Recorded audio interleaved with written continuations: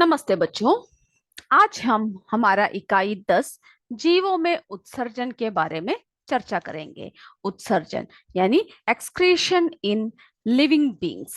ठीक है, सबसे पहले आप सोचिए, आप जानिए कि उत्सर्जन क्या है। उत्सर्जन यानी जो अपशिष्ट पदार्थों को जो शरीर से बाहर निकालने की जो क्रिया है। ठीक है, जो हमारे शरीर में जो जिन पदार्थों की जरूरत नहीं है, जिन्हें हम क्या कहेंगे, अपशिष्ट पदार्थ।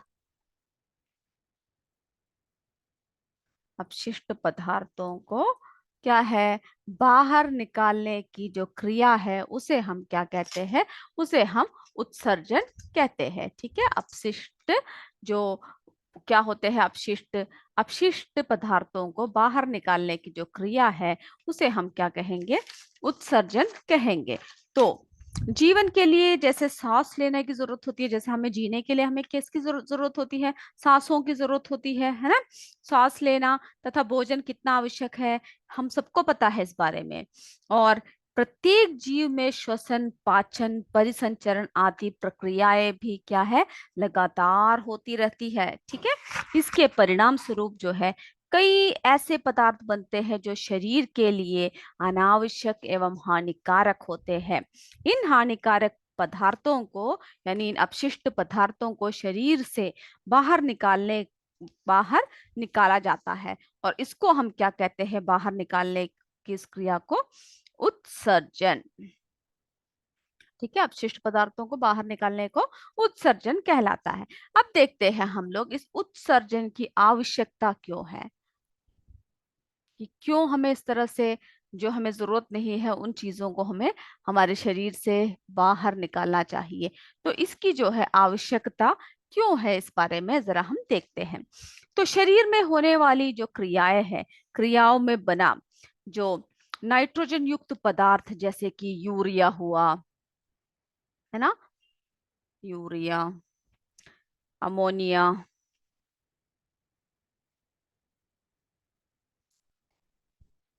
ये सब क्या है, आदि अनावश्यक एवं विषैला होता है। ठीक है, जो हमारे शरीर में होने वाली क्रिया है, क्रियाओं से बनकर, क्रियाओं से जो बना होता है नाइट्रोजन युक्त पदार्थ जैसे यूरिया, अमोनिया, ये सब जो है हमारे शरीर के लिए अनावश्यक यानी विषैला होता है। तो ये पदार्थ शरीर में अगर अधिक समय तक पड़ा रहे तो क्या होगा, तो इससे हमारा शरीर खराब हो जाएगा, यानी हमारे शरीर पर खराब प्रभाव पड़ेगा इसका। ठीक है, तथा जीवों के शरीर में अनेक प्रकार के विकार उत्पन्न कर सकता है। यानी अगर आपके शरीर से ठीक से क्या है, मलमूत्र सब नहीं जाता है, तो आपको एक अजीब सी है ना, एक अजीब सी क्या होती है, एक फीलिंग्स होती है कि आप बिल्कुल स्वस्थ अनुभव नहीं करते हो। तो इसीलिए इन पदार्थों को बिना देर किए शरीर से बाहर निकालना आवश्यक होता है। अब देखिए, जैसे उदाहरण है, जैसे कि प्रोटीन युक्त खाद्य पदार्थ, जैसे प्रोटीन के जो खाद्य पदार्थ है। ठीक है, जो प्रोटीन युक्त खाद्य पदार्थ जैसे कि दाल हुआ, दूध हुआ, फिर क्या है, अंडा हुआ, मांस हुआ, मछली हुआ, है ना, ये सब क्या है, जो प्रोटीन युक्त भोजन पदार्थ है। इन सब के जो पाचन से क्या होता है, प्रोटीन युक्त जो पदार्थ है, इनके पाचन से हमारे शरीर में क्या बनता है, अमीनो अम्ल बनता है। ठीक है, अमीनो अम्ल बनता है। तो इससे क्या बनता है, हमारे शरीर में अमीनो अम्ल बनता है। और इस अमीनो अम्ल को यानी जब अमीनो अम्ल बनता है तो आवश्यकता से अधिक अगर अमीनो अम्ल हमारे शरीर में बना रहे, ठीक है, तो आवश्यकता से अधिक अमीनो अम्लों को यकृत द्वारा यूरिया में बदल देते हैं, यानी यूरिया में बदल देते हैं। और यूरिया अनावश्यक हानिकारक पदार्थ होता है। इससे शरीर से क्या करते हैं हम लोग, बिना देर किए निकालना जरूरी होती है। जैसे कि हम लोगों को क्या है, पेशाब जो है शरीर में सब क्या है जो अनावश्यक है, तो इन सबको क्या करना चाहिए, हम अच्छे से पानी पीना चाहिए और इन्हें जो है अधिक जो भी है हमारे शरीर में उन्हें निकालना चाहिए। तो अधिक मात्रा से शरीर में जो यूरीमिया नामक रोग होता है, अगर अगर कई बार यूरिया की अधिक मात्रा, अगर कई बार क्या किसकी अधिक मात्रा हो जाए, यूरिया की अधिक मात्रा हो जाए, यूरिया की अगर अधिक मात्रा हो जाए तो कौन सा रोग हो जाता है हमें? यूरीमिया।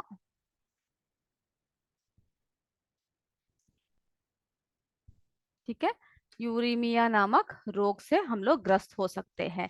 इस प्रकार पाचन से अपचयित खाद्य पदार्थ को समय समय पर शरीर से बाहर निकालना आवश्यक होता है। जो पचा नहीं होता हमारे शरीर का, वो क्या है, हमें बाहर निकालना होता है। और ये अपचित खाद्य पदार्थ अधिक समय तक बड़ी आंत में रुके रहे तो कब्ज की शिकायत होती है। यानी ये जो अपचित यानी जो पचा बिना पचा हुआ जो भोजन है,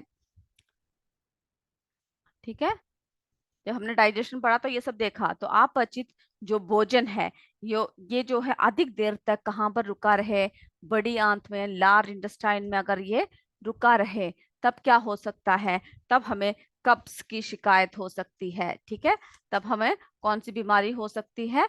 तब हमें कब्ज की बीमारी हो सकती है। ठीक है, कब्ज की बीमारी हो सकती है। तो यानी इसका मतलब क्या है, जो भी अपशिष्ट हमारे शरीर में है उसे बिना देर किए हमें क्या करना चाहिए, उन सबको हमारे शरीर से बाहर निकालना चाहिए। अब देखते हैं मानव का उत्सर्जन तंत्र।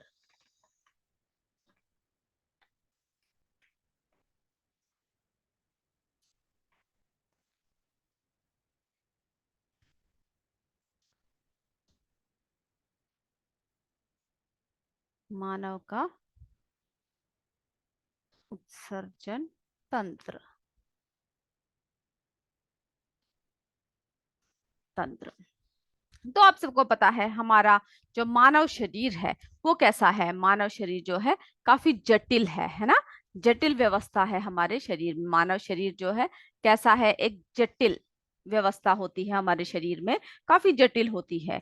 शरीर में बने नाइट्रोजन युक्त अनावश्यक अपशिष्ट, यानी जो अनावश्यक होते हैं, जो अपशिष्ट होते हैं पदार्थ, रक्त में पहुंचते रहते हैं, जहां से क्या होता है, शरीर से बाहर निकल जाता है। और इस कार्य के लिए शरीर में रक्त को छानने की व्यवस्था होती है। और रक्त छानने की क्रिया कौन करता है? रक्त को जो शुद्ध करता है वो वृक्क करता है। ठीक है, रक्त को छानने की क्रिया किसके द्वारा होती है? वृक्क के द्वारा होती है। और मानव शरीर में दो जोड़ी वृक्क है, दो किडनी है ना। दो जोड़ी क्या है? वृक्क है।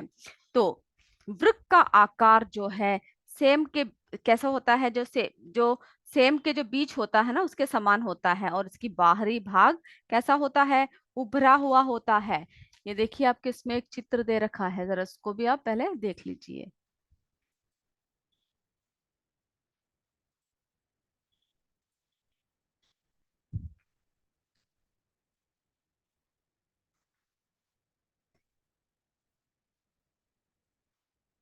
चलिए, हम आपको अभी इसमें नहीं दिख रहा है, हम आपको दिखाएंगे। ठीक है, तो जो आपके जो चित्र है किताब में, कौन सा चित्र है? 10.1। 10.1 को देखिए, उत्सर्जन तंत्र, जिसमें जो है आप जो है वृक्क देख रहे हो, है ना। वृक्क जो है दो तरह से, इस तरह से देख रहे हो ना, ऐसे एक आकृति का बना हुआ है वृक्क, है ना, इस तरफ भी और यहाँ पर भी।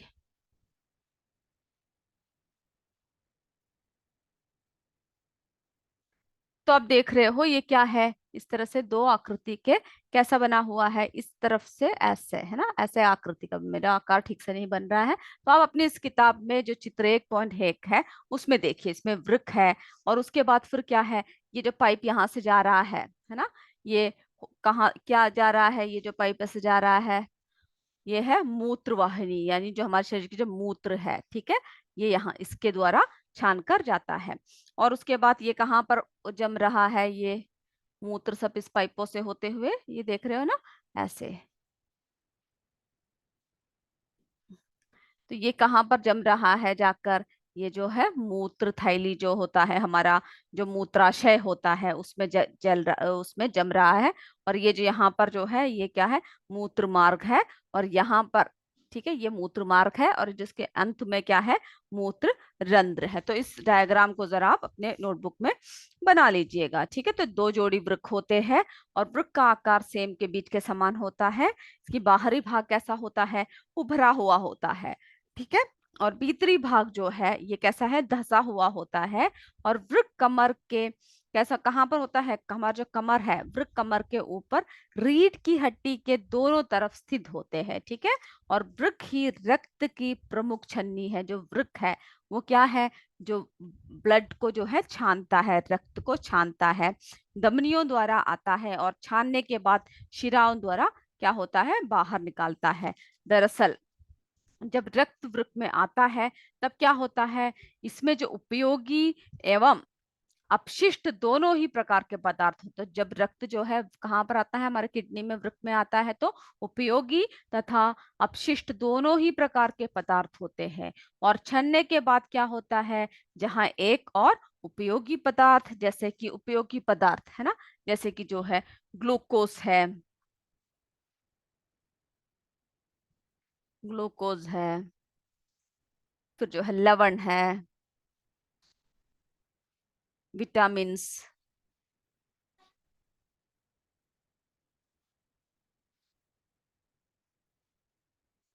ठीक है, अमीनो अम्ल आदि क्या है, पुनः अवशोषित कर लिए जाते हैं और दूसरी ओर जल में घुली हुई यूरिया शरीर से बाहर निकाल देते हैं। ठीक है, इन सबको क्या करते हैं, ये पुनः अवशोषित कर लेते हैं, शरीर में हर जगह पहुंचाते हैं और क्या बाहर निकाल देते हैं, जो जल में जो घुली हुई क्या होता है, जो यूरिया होती है। ठीक है, तो किडनी जो है हमारा कैसा होना चाहिए, एकदम से अच्छा होना चाहिए, तभी ये सबको छानने का काम करेगा। तो जो यूरिया है उनको क्या करता है, बाहर निकाल देता है। ठीक है, और वृक्कों को छानने के बाद मूत्र मूत्र वाहिनियों से होता हुआ मूत्राशय में एकत्रित होता है, जैसा आपने उस डायग्राम में देखा।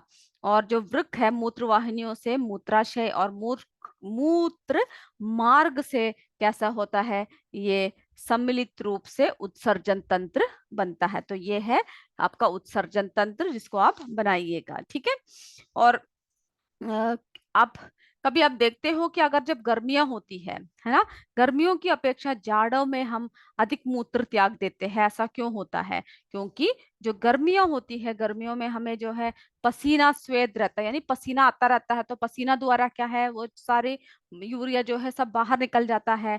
पसीना में क्या होता है, जल एवं लवण दोनों होते हैं, है ना, एकदम कीन जैसा होता है।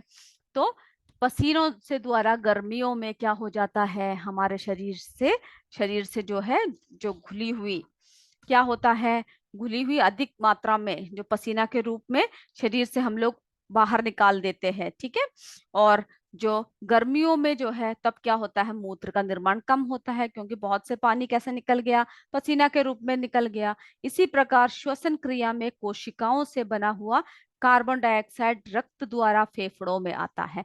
ठीक है, फिर क्या देखा हमने, जैसे कि श्वसन क्रिया है, श्वसन क्रिया में क्या होता है, जैसे कोशिकाओं से बना हुआ कार्बन डाइऑक्साइड रक्त कहाँ से जाता है, कार्बन डाइऑक्साइड रक्त जो है ये सब हमने पढ़ा है ना, फेफड़ों में जाता है। ठीक है, फेफड़ों में आता है और जहां से उच्छ्वसन द्वारा क्या होता है, वायुमंडल से बाहर निकल जाता है। ठीक है, तो कोशिकाओं से बना कार्बन डाइऑक्साइड रक्त द्वारा फेफड़ों में आता है, जहां से उच्छ्वसन द्वारा क्या होता है, वायुमंडल में बाहर निकाल देते हैं। हम लोग ऐसे श्वास लेकर क्या करते हैं, बाहर निकाल देते हैं। तो मनुष्य के वृक्क प्रमुख उत्सर्जी अंग है। तो मनुष्य में क्या है, वृक्क क्या है, उत्सर्जी अंग है। ठीक है, वृक्क जो है क्या है, उत्सर्जी अंग है। और फिर तो उत्सर्जी अंग है, इसके अतिरिक्त जो है कहाँ कहाँ से होता है, त्वचा से। जैसे कि हम आपने देखा कि त्वचा से क्या होता है, बहुत से पसीना सब निकल जाता है ना। तो त्वचा, फेफड़े, ठीक है, त्वचा, फेफड़े, यकृत तथा बड़ी आंत आदि भी क्या करती है, यानी लार्ज इंटेस्टाइन, है ना, ये सब क्या करती है, ये सब जो है उत्सर्जन कार्य करने में सहायक होते हैं। अब देखते हैं कुछ अन्य जंतुओं में जो है उत्सर्जन अंग। तो ये हमने मनुष्यों की बात की। अब देखते हैं कुछ अन्य जंतुओं में जो है उत्सर्जन के अंक कौन से हैं। तो एक कोशिक,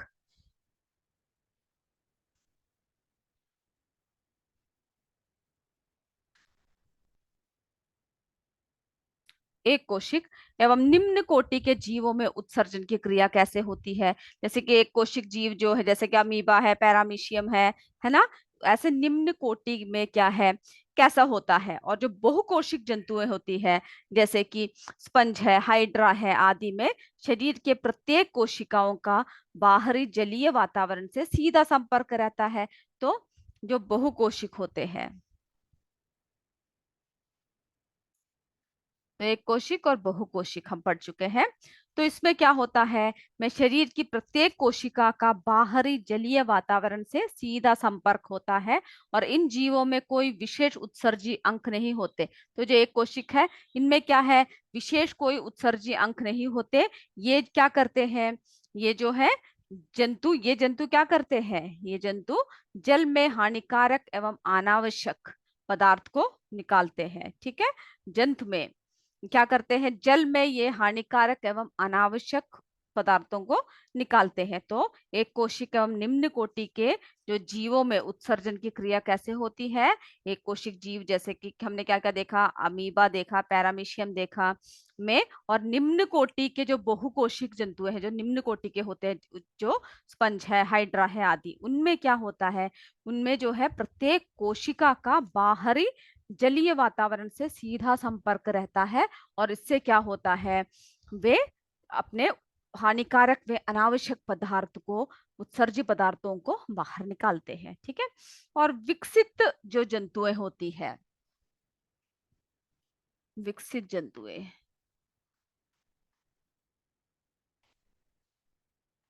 विकसित जंतुओं में उत्सर्जन क्रिया विशेष अंगों द्वारा होती है ना, जिसे हम लोग क्या कहते हैं, जिन अंगों द्वारा जो उत्सर्जन क्रिया होते हैं, उन अंकों को क्या कहते हैं, उत्सर्जी अंक कहते हैं।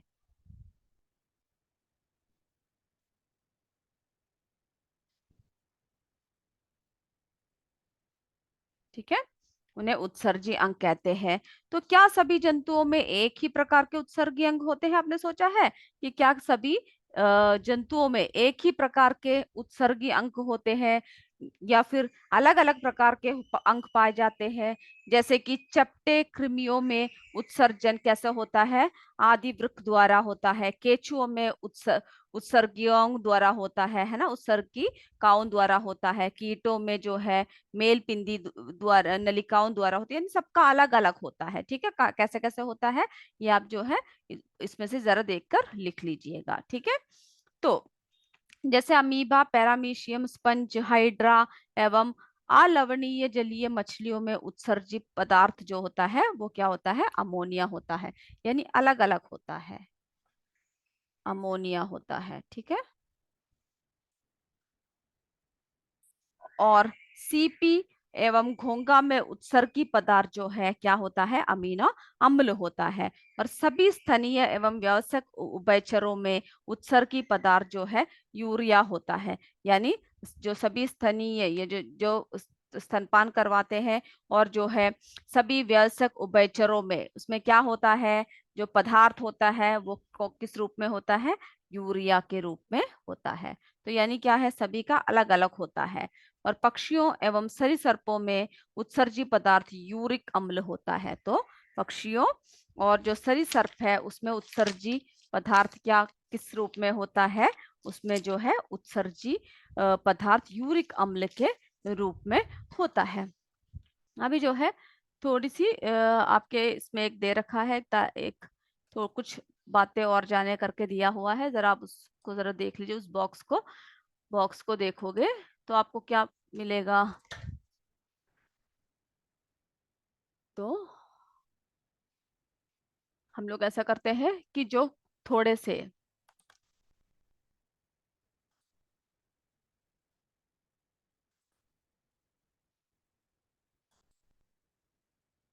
चलिए, तो एक बॉक्स दे रखा है। उस बॉक्स में अगर आप देखोगे तो आपको पता चलेगा कि एक वयस्क व्यक्ति जो है प्रति यानी कितना मूत्र अपने शरीर से निकालता है। ठीक है, एक वयस्क व्यक्ति वयस्क व्यक्ति प्रतिदिन 1.0 से 1.5 लीटर तक मूत्र उत्सर्जित करता है। और मूत्र का सामान्य कितना होता है? मूत्र में 95% जल होता है, 2.5% यूरिया होती है,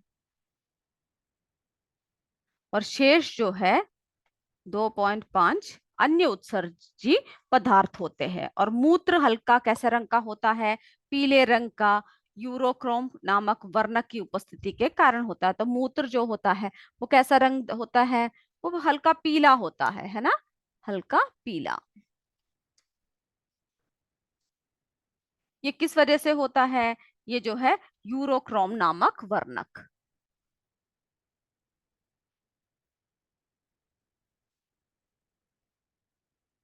ठीक है, यूरोक्रोम नामक एक वर्णक होता है जिस वजह से ये क्या होता है? हल्का पीला रंग का होता है।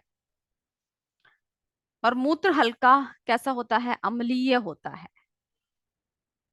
ठीक है, कैसा होता है? मूत्र हल्का अम्लीय प्रकृति का होता है।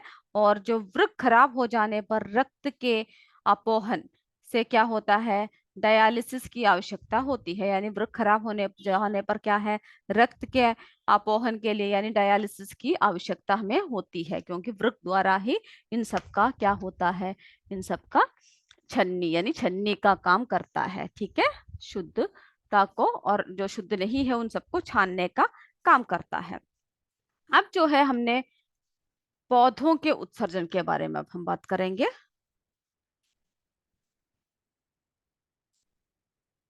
पौधों के उत्सर्जन, पौधों में उत्सर्जन।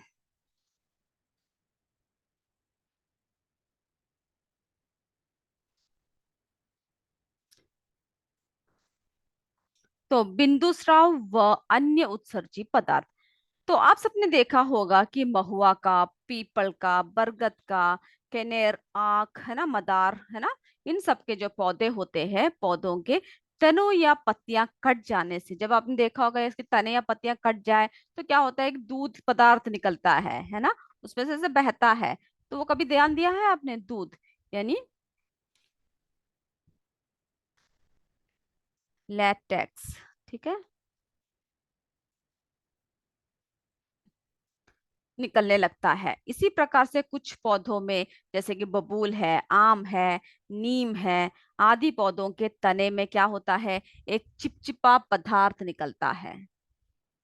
ठीक है, कभी आप तोड़ोगे तो आपको पता चलेगा उसमें से कैसा पदार्थ निकलता है? एक चिपचिपा पदार्थ निकलता है। ठीक है, कैसा पदार्थ निकलता है?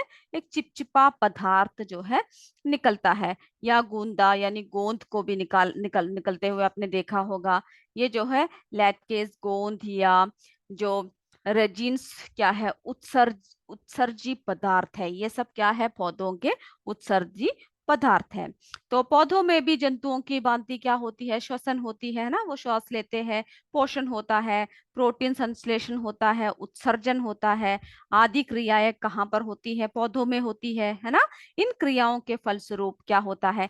अनेक अनावश्यक तथा हानिकारक पदार्थ बनते रहते हैं। और पौधे इन बेकार पदार्थों को क्या करते हैं? अपने शरीर से बाहर निकाल देते हैं।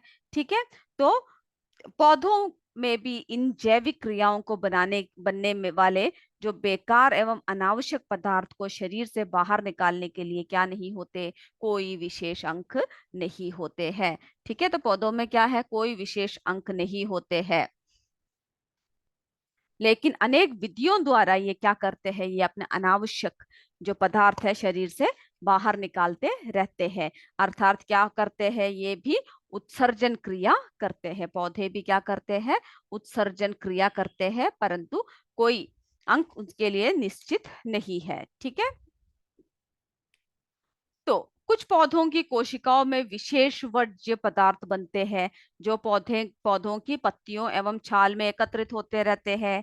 और पौधों में भी जंतुओं की भांति क्या होते हैं, अनेक उत्सर्जी पदार्थ होते हैं, है ना, हमने बताया। जैसे कि आम, नीम, बबूल, हींग के पौधों में गोंद या क्या बोलते हैं उसे, रेजिन्स निकलता है। कुछ पौधों में जैसे कि क्या निकलता है, कथा की छाल में जैसे टैनिन निकलता है, चीड़ के तने से तारपीन का तेल निकलता है। इसी प्रकार जो है दूध, जो है दूध, रेजिन्स या गोंद, टैनिन ही, यानी ये सब इनके नाम है जो आदि पौधों से निकलने वाले क्या है, उत्सर्जी पदार्थ है। और ये पदार्थ क्या होता है, मनुष्य के लिए लाभदायक होते हैं। इसी प्रकार क्या होता है, पौधों में श्वसन क्रिया बनी से बनी कि उनकी जो श्वास जो लेते हैं, श्वसन क्रिया से बनी हुई जो कार्बन डाइऑक्साइड है वो पत्तियों में पाई जाने वाली रंध्रों द्वारा निकलती रहती है। ये आपको पता है ना, वो कहाँ से निकलती है, पत्तियों द्वारा निकलती है, उनके रंध्रों से निकलती है। और वर्षा ऋतु में प्रातःकाल कुछ शाखीय पौधों में पत्तियों पर जल की बूंदें दिखाई देती है। ये जल की बूंदें कहाँ से आती है ना, जैसे टमाटर, अरबी, जो नेस्ट्रिशियम तथा मकोय आदि पौधों में अनावश्यक जल कहाँ से होती है, अनावश्यक जो जल होता है एवं लवण रात्रि में क्या होता है, पत्तियों की शिराओं पर बूंद के रूप में निकलते हैं। और इसी प्रकार जो है उत्सर्जन को, जो बूंद के रूप में, जो पानी के रूप में निकलते हैं, इसी प्रकार के उत्सर्जन को क्या कहते हैं, बिंदु स्राव कहते हैं। ठीक है, बिंदु स्राव कहते हैं। यही जो है, हम बूंदे हमें क्या करते हैं, दिखाई देता है। जैसे कि आपके इसमें एक चित्र 10.2 दे रखा है, जिसमें देख रहे हो ना आप, एक पत्ता दे रखा है, उसके ऊपर जो है पानी के बूंदे हैं शिराओं पर, है ना, पर्ण फलक, फिर पर्ण वृंत। तो जो है गार्डन नेस्ट्रेशियम में बिंदु श्रवण। तो उस चित्र को भी जरा आप बनाकर कि कहाँ कहाँ पर क्या क्या होता है उसको आप लिखोगे। तो हमने देखा कि जिस तरह से मनुष्यों में, जिस तरह से अन्य जीवों में क्या होता है, उत्सर्जन होता है, उसी प्रकार से पौधों में भी उत्सर्जन होता है। अपशिष्ट पदार्थ जो हमारे शरीर से बाहर निकलते हैं, उस क्रिया को हम लोग क्या कहते हैं, उत्सर्जन कहते हैं। और जो मनुष्य के प्रमुख उत्सर्जी अंग क्या है, कौन सा है, एक जोड़ी जो वृक्क होते हैं, है ना। मनुष्य के जो प्रमुख उत्सर्जी अंग है वो कौन से है, जो हमारे एक जोड़ी वृक्क होते हैं, वो है हमारा उत्सर्जी अंग। इसके अतिरिक्त त्वचा से, फेफड़ों से यकृत भी उत्सर्जी अंग है। और मनुष्य में कौन सा है प्रमुख उत्सर्जी पदार्थ, यूरिया। ठीक है, कौन सा है, यूरिया। और पक्षियों तथा सरीसृपों में यूरिक अम्ल प्रमुख, यानी पक्षियों तथा जो सरीसृप वर्ग होते हैं, जैसे कि क्रोकोडाइल सब होता है ना, जो मगरमच्छ सब होते हैं, उन सब में क्या होता है, जो यूरिक अम्ल होता है। तो आप ये सभी का कौन कौन सा किसका उत्सर्जित अंग है या फिर उत्सर्जित पदार्थ है उसको आप लिखोगे। ठीक है, यूरिक अम्ल होता है। और हींग, रेजिन्स, लैक्टेस, लैक्टेस सब क्या होता है, गोंद, सब पौधों से निकलने वाले उत्सर्जी पदार्थ है। तो इन सब उत्सर्जी पदार्थों को आप अलग अलग करके लिखोगे। तो हम अभी यहाँ पर इकाई समाप्त करते हैं, जीवों में उत्सर्जन। ठीक है, आप इसको अच्छे से पढ़कर अच्छे से लिखकर आओगे। तो आज की कक्षा हम यहीं पर समाप्त करते हैं। जय विद्या शक्ति, जय हिंद, जय भारत। धन्यवाद मेरे बच्चों।